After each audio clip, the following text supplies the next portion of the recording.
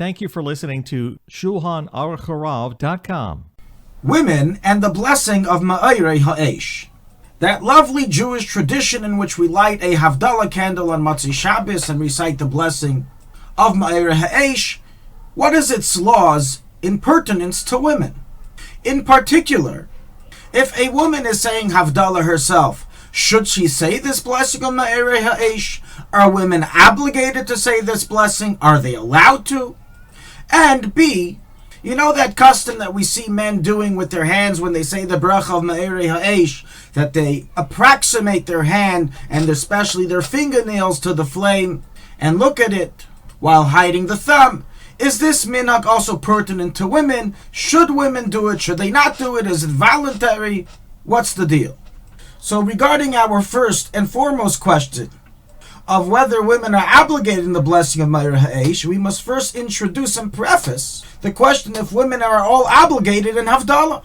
And practically we find a huge dispute amongst the Rishonim and the Poskim as to the status of women in Havdalah, with some saying they are biblically obligated, others saying they are rabbinically obligated, and others saying they're not obligated at all.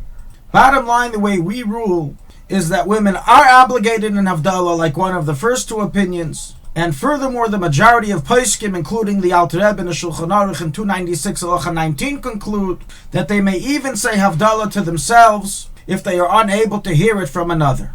And in fact, they get to choose. They can choose to do it themselves every week, or they can choose to hear it from another. Now, while there are some Poskim who argue and say that initially women are not to say Havdalah themselves, or may not say Havdalah themselves and are to always hear it from another, practically this is the majority opinion, and the opinion of the Alter Rebbe and the Mishnah Berurah and others, as we concluded. So with that said, let us now analyze the case in which a woman is saying Havdalah to herself on her own behalf, either due to the fact that she can't find anyone to be yaitzer with, or she initially wants to do it herself, as we mentioned. Should she also say the blessing of Meoreiy Haeish or not? So while in the vast majority of Poskim, including in the Alter Rebbe, we do not find any discussion at all via Meoreiy Haeish, and if women have a different status, which would intend to imply that when we say that women are allowed to say Havdalah themselves, that they are also to say the blessing of Meoreiy Haeish, as otherwise it should have been explicitly excluded. Nonetheless, the Mishnah Berurah in Bir Halacha, in chapter 296, Halacha 8 writes that in his opinion, women are exempt from the blessing of Meoreiy Haeish, as it is not connected to Havdalah, and it is a time-dependent mitzvah, and it is not considered a birchas hanenin, a blessing said on benefit. And at the very least, it would be subject to the debate we said earlier if women are obligated in Havdalah. According to the approach of the Mishnah Berurah, it would seem that women are not allowed to say the bracha of Meoreiy Haeish, even though he rules that they're allowed to say Havdalah. So they would have to skip this blessing. However, the majority of Poskim rule that number one, women are obligated in this blessing just like men. And in fact, the Kaf HaChaim rules that they are obligated in this blessing according to all opinions, even according to the opinions who said women aren't obligated in Havdalah, they are obligated in the blessing of Meoreiy Haeish. But that furthermore, even if you want to learn that there are Poskim who hold that women aren't obligated in the blessing of Meoreiy Haeish, it would be no different than any other positive command that they are exempt from, that they are allowed to say a blessing over. And therefore the bottom line halacha is, no matter how you look at it, a woman who says Havdalah on her behalf is to also say the blessing of Meoreiy Haeish. And according to most Poskim, this is obligatory and not just voluntary. And so is the practical custom that they do say the blessing of Meoreiy Haeish when they say Havdalah. So rule all the Gdolei HaPoskim, the Ktseis HaShulchan, the Das Torah, the Ben Ish Chai, the Kaf HaChaim, the Igros Moshe, the Shevet HaLevi, Tzitz Eliezer, also the Sfardi Poskim, the Or L'Tzion, the Yichavedas, and many other Poskim Zmaneinu. And this is the final ruling. Now, what about if they are hearing Havdalah from someone else?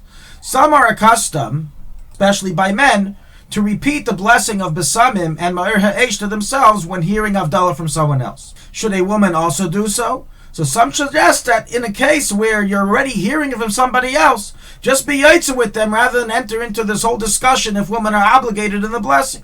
Nonetheless, practically, those women who are accustomed to say the blessing to themselves, even in such a case, have upon whom to rely, if this is their community custom. That is likewise followed by the men. Now to the second subject. Are women to place their hands by the fire and look at their nails by the blessing of Meoreiy Haeish? So regarding this matter, we find absolutely no distinction mentioned in the poskim who write this custom of placing the hands and fingernails by the fire, that by women it's any different, which would lead one to assume that they should also do so. However, practically the widespread custom of women throughout all the generations and sects is not to do so, that they do not look at their nails upon hearing or saying the blessing of Meoreiy Haeish. And the Ktseis HaShulchan explains that this is because of a similar custom we find regarding drinking wine, that women avoid drinking the wine of Havdalah. And the reason for that is because of the sin of Eitz Hadas, which was caused or instigated by Chava.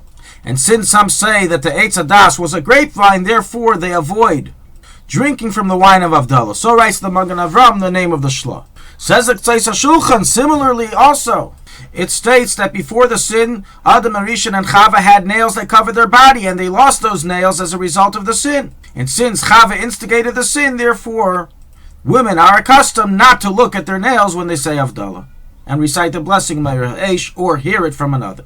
Bottom line, there is no prohibition to do so, although once again, women should cherish the custom that they have throughout the generations of not needing to place their hands by the fire. However, we must mention that all this doesn't negate the halachic requirement in order to be Yetze the blessing Meoreiy Haeish. In order to be Yetze the blessing Meoreiy Haeish, one must be in view of the candle. You must see the actual flame, meaning you have to be close enough to see it, or from a position that you can see it from, and also you must be close enough to benefit from the flame. And this applies also by a woman. As we said, the most poskim hold that they are obligated in this blessing.